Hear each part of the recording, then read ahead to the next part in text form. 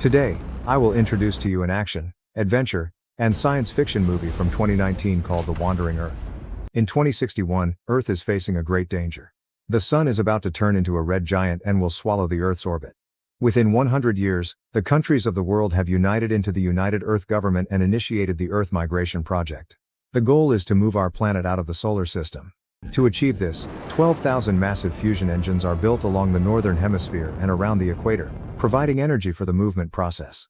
Earth's inhabitants will live in underground cities, constructed beneath these engines.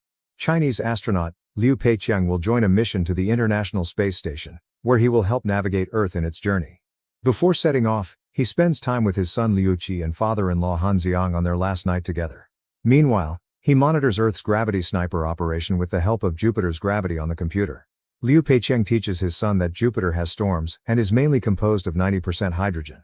He tells Liu Qi that he will return when he can see Jupiter without a telescope, and until then, he will see his father as a star in the sky. After Liu Qi falls asleep, Liu Peiqiang gives Han Xiang his astronaut card so that he and his son can gain residency in the underground city without a lottery. While reminiscing about his late wife, Liu Peiqiang apologizes to his father-in-law for everything. As time passes, a large portion of the human population has died from natural disasters like tsunamis, and most of Earth's surface has frozen solid. In 2078, astronauts at the space station prepare to return to Earth after the Lunar New Year. However, Liu Qi, now an adult, does not feel happy upon hearing this news. Liu Qi leaves a note for his grandfather, saying that he is leaving, and then goes to meet his adopted sister Han Duoduo. He cut the power to get her out while everyone was distracted. Liu Qi takes her to a bar to meet Yi Ge, a criminal who can provide fake ID cards and stolen thermal suits. The amount of money Liu Qi paid was enough for him to keep the suit for only one day, so Liu Qi had to lie and say he would return it the next day. However, when his sister asked if they would return, Liu Qi got angry and tried to stop her. To escape, Liu Qi threw a special ball into the middle of the room, which slowly grew larger and pushed all the criminals against the wall. As they fled, the two siblings were chased throughout the city, until they reached the workers' district, where the criminals could not enter. Thanks to the fake ID card, the protective suit, and the pass card Liu Qi had stolen from his grandfather, he and Han Duoduo pretended to be workers and were allowed to leave. They left the now frozen city of Beijing using Liu Qi's grandfather's pass card. The two stole a heavy-duty truck, although Liu Qi was still learning to drive since he was just an intern. The departure was quite clumsy as they crashed into other trucks on the road, but eventually, Liu Qi managed to drive the truck without much difficulty. However, they encountered a checkpoint and were captured. In prison, they were taunted by a boy in the neighboring cell named Tim, who was of mixed Chinese and Australian descent. 5 hours later, Han Xiang came to bail them out, but he was also arrested for attempting to bribe the prison guard. Meanwhile, at the space station, Liu Peiqiang was monitoring Jupiter to see how much time he had left before returning home. His colleague, Maxim Makarov, gave him a bottle of vodka as a farewell gift, which he had to smuggle onto the station since alcohol was not allowed on board. After completing his daily tasks for the last time, Liu Peiqiang logged into the system one last time and Moss, the station's AI. It congratulated him for his years of service, which the rest of the crew also applauded. However, they did not know that Moss had detected a high probability of a collision with Jupiter in the near future. It was sending this information to the UAE, United Earth Government, on Earth. Back on Earth, Han Xiang was scolding his grandchildren for their actions. Tim tried to make a comment, which angered Liu Qi and caused him to punch the wall. Liu Qi's punch broke the wall, but it wasn't just the cell that was damaged. The entire underground city was collapsing due to Earth's proximity to Jupiter, causing earthquakes and making many of Earth's engines start to malfunction. Han Xiang, his grandchildren, and Tim took advantage of the opportunity during the broken walls and the panic to escape from the prison. They returned to Han Xiang's truck and drove away, avoiding debris from the building and rocks falling from the mountains. Han Xiang proved to be an excellent driver as he navigated through a heavy snowstorm until they got out of Beijing. Meanwhile, the UAE announced that Emergency Protocol 3 had been activated and all of Earth's engines had to be restarted within 36 hours. All rescue forces had to focus on this task, while the space station would switch to energy-saving mode to accumulate resources. This meant that all astronauts would also have to enter hibernation mode before joining their teammates in the cryo chambers. Liu Peiqiang contacted Han Xiang so that Moss could direct them to the nearest shelter. The guards tried to stop Han Xiang, but he drove around them. They immediately pursued, parking in front of Han Xiang's truck and threatening to shoot if they didn't cooperate. It turned out that these people were a military rescue team, led by Captain Wang Lei. He ordered them to follow the emergency protocols and use their truck to help transport a light engine core to restart the engines. In Hangzhou, the journey through the snow went smoothly. But everything changed when they reached the frozen ruins of Shanghai, where it seemed very unstable. Wang Lei sent some soldiers and a drone to scout the area, and ordered the truck to move carefully through the narrow path ahead.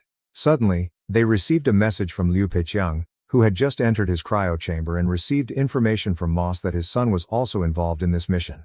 He asked Wang Lei to drop off all the civilians at the nearest shelter.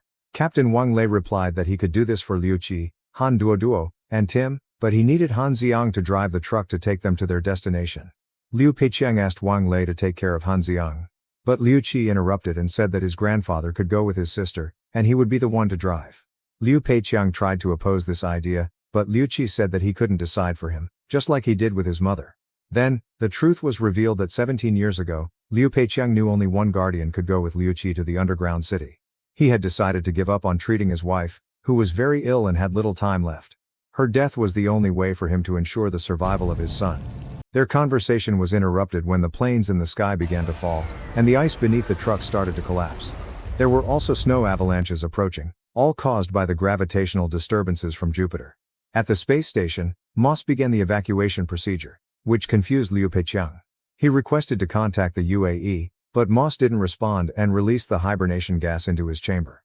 Meanwhile, Wang Lei's team lost a truck due to falling rocks and became trapped on the blocked road. Everyone started to leave their trucks before they were crushed. Liu Qi used one of his special balls to protect his family. Meanwhile, the soldiers rescued the light engine core, as it was humanity's last hope. The group decided to climb the Shanghai Tower from the inside to try to get to the other side of the ruins. As the civilians climbed the elevator shaft, the light engine core followed, and the tower began to slowly collapse. The rescue workers tried to find a way out and had no choice but to shoot out a frozen window to create an escape route out. Most of the members of the team had reached the 75th floor. However, the rope began to snap before Han Xiang and a soldier from the core team could reach it. The group prioritized pulling the engine core inside, leaving Liu Qi to hold on to his grandfather alone, which meant he would be pulled back into the elevator shaft. To prevent this, Wang Lei cut his own rope, causing Han Xiang to fall. However, he was saved in time by a soldier and thrown into a wall crevice before the elevator fell and crushed him.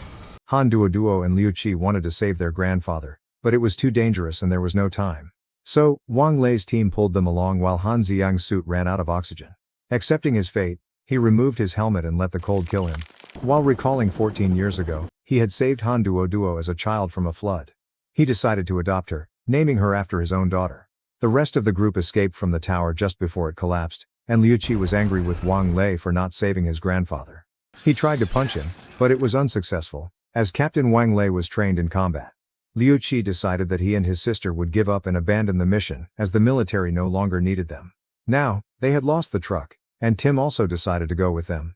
At the space station, Liu Peiqiang forced his body to wake up from hibernation.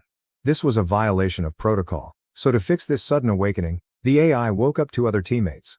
Makarov and Hamda woke up, and Liu Peiqiang explained to them that the space station had changed its orbit and lost communication with Earth.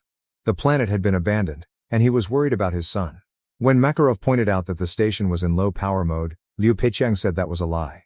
He showed Makarov the energy readings on the screen, calling it abandonment. He decided to go into the main module to stop the space station, and Makarov agreed to help. They put on their protective suits and opened an airlock, planning to plant the bomb that Liu Peiqiang had prepared. As soon as the door was breached, they were sucked out. Liu Peiqiang was lucky enough to grab a rope and held onto Makarov's rope to prevent him from drifting away. Before realizing that Earth was being pulled away by Jupiter, Han Duoduo, Liu Qi, and Tim followed an SOS signal. They then found a truck trapped in an accident but still intact. Inside, they met engineer Li Yi, who had intended to attack them until they explained that they were a rescue team. Now Liu Qi had a truck to drive, and the four of them could go home. They heard an old message from Wang Lei's team, reporting that they were in trouble and needed help transporting the engine core, as it was the only hope for the underground city. So, Liu Qi agreed and decided to drive back to help them. Meanwhile, Wang Lei's team had arrived at the Hangzhou engine, only to discover that it had been destroyed. One member of the team suddenly fell back and froze to death. This made Agent Zhou Qian angry, causing her to shoot at the core engine. She said she didn't want to witness any more deaths. Liu Qi and the others arrived just in time and announced that they had another light engine core in the truck. So, everyone agreed to work together and take it to the engine in Sulawesi. Back at the space station, Liu Peiqiang and Makarov were climbing the spacecraft's structure to reach the main module, which was spinning and pushing them off the rails. As it got closer, both astronauts managed to keep one hand on another rail and planned to jump into the module when it passed by again. Liu Peiqiang succeeded, But Makarov was killed by the automatic security measures. However, there was no time to mourn. And Liu Peiqiang hurried into the main module through a nearby window. He tried to stop the space station, but the manual control mode was no longer active. Moss explained to Liu Peiqiang that this was not abandonment. All its actions had been approved by Yuagan and were fully legal. The Blue Cheese Group team arrived at Sulawesi and discovered that the engine had been fully restored, along with 90% of the engines around the planet. However, they were too close to Jupiter's gravitational pull, so the engines were no longer strong enough to alter the orbit. Moss had foreseen this and informed UAG, which is why they had approved the evacuation of the space station. The AI now had a new priority task. Instead of supporting Earth, the space station had to continue a project called Helios.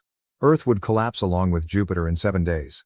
So they had to broadcast the final message to the world, talking about Helios. The spacecraft would function as an interstellar vessel. It carries 300,000 embryos, 100 basic crop species, the DNA maps of all known species, and the digital library of all human civilizations, to a planet with a suitable biosphere to start a new Earth there. The AI sends well wishes to humanity, but in the underground cities, people are panicking and rebelling. Liu Peiqiang must return to his cryogenic chamber, but he asks Moss to help him have one last conversation with his son. Unfortunately, Moss cannot locate Liu Qi, so the father and son recall the old days and the night they looked at Jupiter together. This memory brings an important truth. Jupiter is 90% hydrogen and has absorbed the Earth's atmosphere. Liu Qi tells this to engineer Li Yi, and the engineer becomes extremely excited when he realizes there is still hope. With the oxygen Jupiter has absorbed, burning this planet could create a fiery shockwave strong enough to push Earth away. They just need a spark, and that spark is the Sulawesi engine. Although the mission was very dangerous, Wang Lei's team still agreed to carry it out. They believed it was a better choice than waiting for death in another week. The team began moving to the control center by truck. Meanwhile, Li Yi assigned each member a task for the execution of the plan. Wang Lei tried to contact the space station but was unsuccessful. All other rescue teams were evacuating the area and ignoring Wang Lei's requests for help, so they had to carry out the mission on their own. Liu Qi and Wang Lei shook hands before the team set off on their mission. Upon entering the engine building, the team split up. Han Duo and Yi Ge would go to the information room to try to request assistance. Liu Qi and Tim were responsible for moving the engine core to the reactor chamber. Wang Lei and the remaining members would unlock the engine manually. Li Yi would control the system to focus all energy into a single nozzle. Han Duo attempted to contact other rescue teams, but they either ignored her or couldn't understand what she was saying. Li Yi successfully infiltrated the system and ordered Wang Lei's team to begin pushing the enormous lock pin. While Liu Qi and Tim were forced to infiltrate the reactor chamber. Everything seemed to be progressing well initially, but then problems began to arise. Li Yi couldn't turn off the engine because his software was stuck at 99%. Another scientist named Lao had to enter the CPU room to reconfigure the connections. This caused the engine to fail to fully integrate the engine core, so Liu Qi had to jump in and push it manually. At the same time, vibrations from the engine began to create cracks in the area, causing the walls to break apart. Some debris fell between Wang Lei's team and the locking pin, and Yi Ge sacrificed himself to protect Han Duo and Li Yi. Meanwhile, Liu Qi used a cutter to separate the engine core and push it further. Han Duo found an astronaut ID card and used it to contact Liu Peiqiang, informing him about their plan. Moss intervened and mentioned that some Israeli scientists had once thought about this idea. In their calculations, they assumed that the plan would fail. However, Liu Peiqiang didn't care and called the UAE. He requested rescue forces be sent to Sulawesi, but was refused. Not willing to give up, Liu Peiqiang spoke from the heart and urged the government to think of the children. Therefore, the UAE decided to give him a chance. They still couldn't send orders directly, but they would allow someone to speak directly to the rescue teams. Each person could decide whether they wanted to join this suicide mission or spend their last days with their family. Han Duo was chosen to speak with the rescue teams. She sent a message about the fear, but still a desire to help. She also hoped that her speech would be persuasive enough to convince the majority of the rescue teams to turn back and rush to help them. After the speech, she joined Wang Lei's team to help push the locking pin. Liu Peiqiang began navigating the other engines toward Jupiter. After much effort, Liu Qi finally positioned the core correctly but became trapped in the reaction chamber. Tim saved him by grabbing his rope and jumping off the bridge to create counterweight. Liu Qi was pulled safely back onto the bridge, and they exited the room before it exploded. Meanwhile, Lao managed to connect the CPU to the new configuration just before succumbing to injuries caused by falling debris. Li Yi's software reached 100% and shut down the engine. All that remained was manual unlocking. Wang Lei's team still struggled with the locking pin, but fortunately, rescue teams arrived just in time to help push it into place. The engines were activated, But the explosion range was too short to ignite the hydrogen gas. Liu Peiqiang saw this on the space station's monitor and decided he wanted to help. Using the 300,000 tons of fuel carried by the space station, he requested UAG's permission to plunge into the plasma beam. However, his request was denied because the purpose of the space station was to ensure humanity's survival through the Helios project. UAG hung up the call, and Moss stated that it would stop Liu Peiqiang if he attempted anything. Determined, Liu Peiqiang took an extreme measure. He grabbed the vodka bottle gifted by Makarov and threw it at Moss, causing it to ignite and disable the AI system. Liu Peiqiang finally regained manual control of the station and began steering it toward the plasma beam. While doing so, he received a message from UAG, saying they had decided to choose hope and respect his decision. In his final moments, Liu Peiqiang contacted Earth and urged the rescue team not to shut down the engines, no matter how Liu Qi objected to his plan. He apologized to his son and, just like 17 years ago, told him to look at the sky, where he would see his father as a star. The space station collided with the plasma beam, triggering a powerful explosion strong enough to destroy Jupiter and propel Earth away. The rescue team began fleeing, seeking shelter in the underground city. However, Liu Qi refused to leave without Han Duo, who was unconscious under the rubble. Li Yiyi suggested they hide beneath the engine, where the impact of the shockwave could be reduced. Wang Lei sacrificed himself as the entire building collapsed, causing the siblings to fall into a deep chasm. Fortunately, they survived thanks to a special sphere invented by Liu Qi. But when a piece of machinery struck the sphere, the siblings were exposed, and Liu Qi's helmet cracked. Han Duo cried for help to Tim when Earth's engines started working again, finally helping the planet escape Jupiter's atmosphere.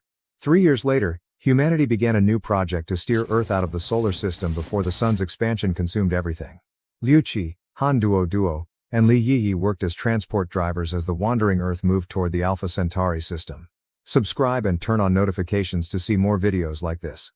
Thank you for watching.